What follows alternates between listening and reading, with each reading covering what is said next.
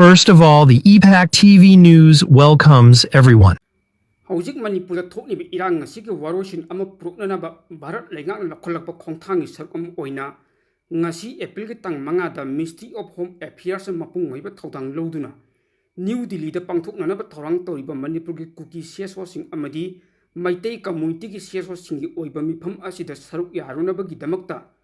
All Manipur United Club Organization amuko gi President Nando Luang Luchingmami ahum amadi Federation of Civil Society Force ki Vice President BM Yaiman Luchingmami ahum saba team ama Delhi da thongre Wari sanab asida saruk yagaduriba amuko gi mi ahum na saba team adudi amuko gi President Phairoijam Nando Luang amuko gi hana gi President Ito Tongbram amadi Dr. Dhanabir Laisramni aduga force ki mi ahum na saba team aduna BM Yaima amadi force ki maru oiba thodang loriba Mioi anini haina Ipak TV News ne phangba pawosin haire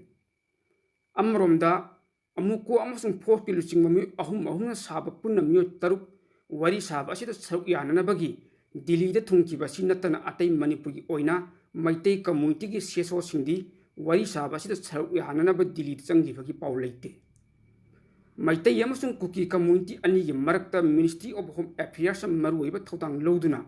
Manipur da thokliba irang asi losinana bagi matangda wari sanagadoriba asida kuki community gi karamba CSO singi luchingba sing saruk yagadagi haibadusu hojik phawbagi oina de khangma ngamdri haire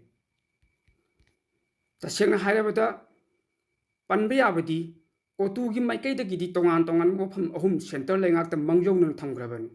thamki wafam ahum adudi maitei amata kuki taba mafam da sanghandaba separate administration gi warosin propa amadi sahi ama ceasefire agreement tawnaba haibasini hairi wafam sing asi Bharat lengakna thabakta onthoktrabadi mifam madu saruk yaro haiba phawba phongdokpa leikrabani nakal maromda democracy chatpa India state Manipur gi miam di democracy na piba hak adu phangjaba ngamdri haibasi hojik president rule leidiba asin mayak sengna takle miam na election tawraga miam gi thabak tawnana ba mihut khanba haibasi democracy gi chana pathak ki matung inani miam na khanba mihut na lengak ba sisu election the political party amagi legislature singi masingna lengak sembagi masing suraba haibadi majority oiraga sembani majority oiduna lengak sembagi ayab leitrabadi atai party dagi lawsillaga natraga lengak sembada mating panghallaga chungsinnaba lengak oina lengak pagi chana pathap lei hojik leiriba trani suba Manipur assembly election dadi BJP na lengak sembu yabagi masing yamna suna mai paktuna lengak semlakhibani maduna amuk JDU gi taruk mai palakpada mangana BJP onduna BJP di yaukhibadagi BJP na nena tana lengak sabi yarabasu atai party kayana sumating pangduna chungsinnaba lengak oina lakhibani adubu BJP na luchingba lengak asigi chief minister na matang batam sadana chief minister oibadagi resign taukhibadagi democracy gi chana pathapta kaibi yadaba maram leibana miyamna election pangthoktuna khankiba muching suspend tawduna thamlaga president rule leire pibam masi miyam hak manghanbani miyam hak manghanlakba asigi maru oiba maramdi miyamna khankiba muching na pukjel khojel tinana lengak pagi thabak tawdabagini maru oina BJP ki party da lengak sembagi masing suna leirabasu luchingba khanba ngamdabadagi president rule leihanbani pibam masi khanglabasu BJP ki muchingna luchingba ama khanba ngamdaba asigi maram kaya leijarabasu maram sing asu handok hanjin tawnaraga miyam hak manghandana bu hotnaba sumle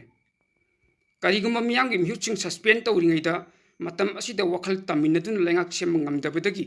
amadi yaraktabadagi dissolve torokpa tarklabadi yamna ikai ningai oiba phibam amad laktuna election pangthokpa tarklabadi miyam gi wakhal kai oirakani amadi miyam gi hak manghan kibagi daita kanana pugani loina na miyam bu nungsidaba muching ni miyam bu nungsibagi mataw natti hainarkani hojiksu popular government ama semba yabagi BJP da MLA masing suna leiribani adubu lengak sembagi wakhal leitribasi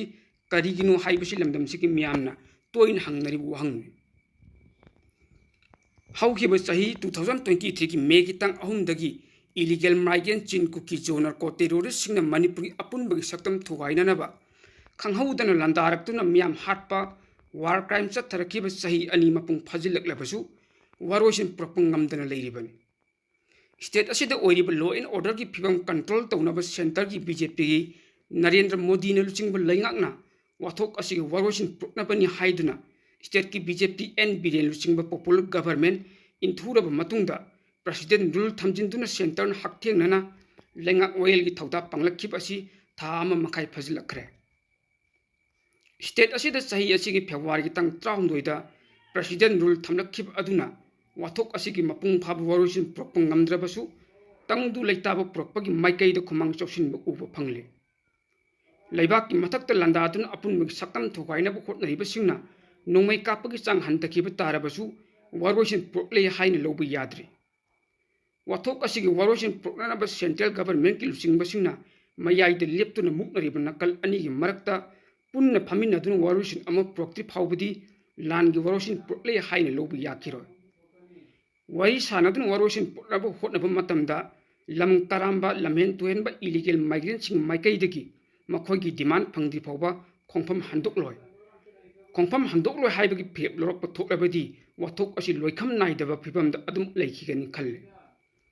machine मरम ओइरगा अपुनमगी सक्तम ngaक्लिब यलहौमिसिंगी फिरेपसु हेना चेसिलकनि हाइबगी थाजब लै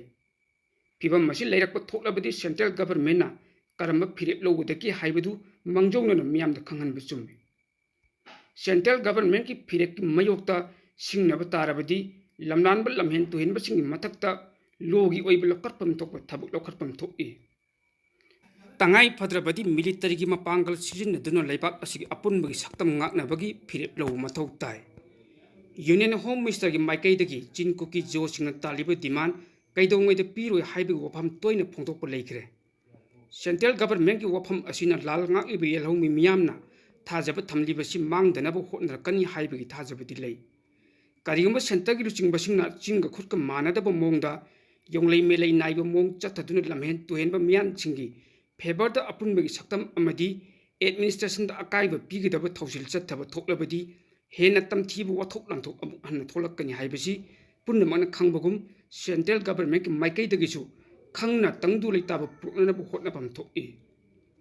state असिद NRC चतनबगी इरोइनना कांगलोन काइना चंगसिलकपा Mopa लेबाक के मियोइसिंग हाइबदी foreigner यावना लेबाक असिगी मसिंग यामब कांगनुप के मियोइसिंगना कांगलोन काइना खुंदासिनबसिंगबु खंदोक्तुना मसा मसागी मरमदा हलनकिब तारबदी तुंग कोइब मोंग यु वारोसिन पुरकप ngamgani लेप्तना चंगसिलकइब foreigner रिफ्यूजीसिंगना चिंग अमसुंग तंपाकी तोंगान तोंगान मफमसिंगदा खुंदा लेता सिनखिबसिंगना मपांगल मपुंग फरक्तुना लेबाक मथक्ता लंदाब अमदी मखोगी मथक्ता तोंगाइब लेबाक अम सेमननाब डिमांड तौक्लिब असिदा वरी सानरगा वारोसिन पुरकनी हाइबसि तौफम थोक्तब अमनि अदुबु इंडिया गवर्नमेंट की माइकैदगी मियोइबगी मिनुंगसिगी मखादा वरी सानरगा वारोसिन पुरकनब होटनबदा मखोगी डिमांड फंगदि फावबा खोंफम हंदोक्लोय अमदी खुलाई थादोक्लोय हाइबगी फिरेप लौरखिब असिमक्ति अचौब सिंगनब अमनि हाइना लौइ फॉरेनर टेरोरिस्ट सिंगना लेबाक की मथक्ता खम थेंगना सिंगनब ngamlokliba असिगी मरम लेफम थोक्इ लाल असिगी मतंगदा सेंट्रल गवर्नमेंट की माइकैदगी ओइजब खर खक्कीदमक खुनियक की प्रॉक्सी अमदी जियोपॉलिटिक्स की वार चथलकलबदी मधुगी खुदोंचाब लौरग लेबाक की मथक्ता ओइना ओनसिनदुना लांदारगलग मणिपुर लमहेन तुहेनबसिंगना मखोगी उसिन ओहेनब होटनलब्रा हाइबगी चाउना चिंगनबसु लेतब नत्ते मुक्नरिबा अनिगी मयाइद लेप्तुना वारोसिन पुरकनब होटनरिबा अदुना अचुंबबु नाथैदग मिचंग मिखाइ नाइब मोंग चथरकप थोक्लबदी वारोसिनगी महुत्ता हेना चाउ वाथोक ओइरक्लोय हाइनिंगाइ लेते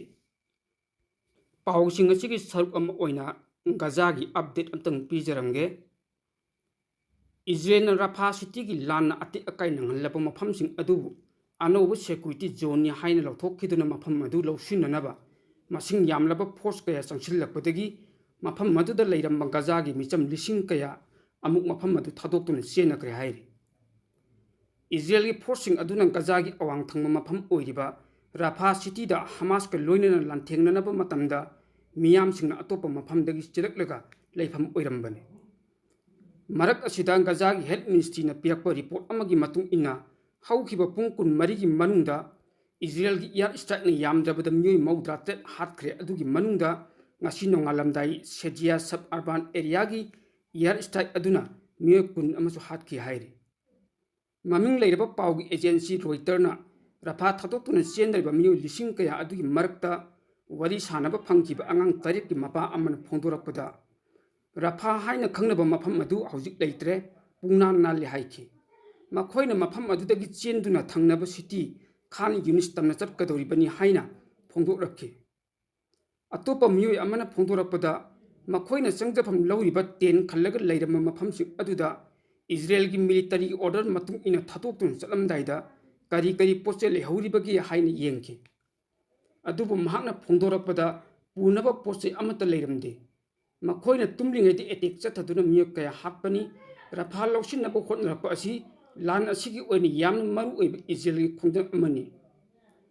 Israel gi maikidagi makhoina lawsilliba Rafa bu security zone ni haina lawthoklabasu karamba matam phawba security zone oigadagi haibagi matangda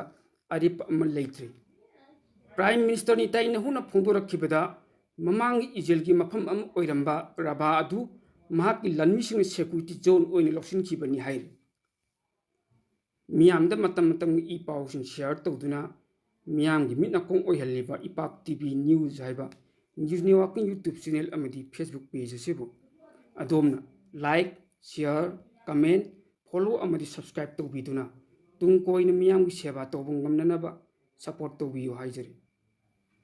The EPAC Group of News was set up on 7th July 2017 as a news networking body. Now it completes 7 years in service. Under the aegis of EPAC Group of News, one news networking YouTube channel and Facebook page called EPAC TV News has been set up in the year 2021. It is providing news throughout the world day and night. Seder Maibam is the managing director cum editor of the EPAC TV News. He is young and talented journalist of Manipur. Under his guidance, news updates are being disseminated all over the world. Both YouTube channel and Facebook page of the EPAC TV News becomes a successful news channel. It is due the full cooperation of the people. The news channel seeks support of the people. People may subscribe, like, share, and follow it, so that it can serve the people further. The EPAC TV News. Once again, thanks the supporters.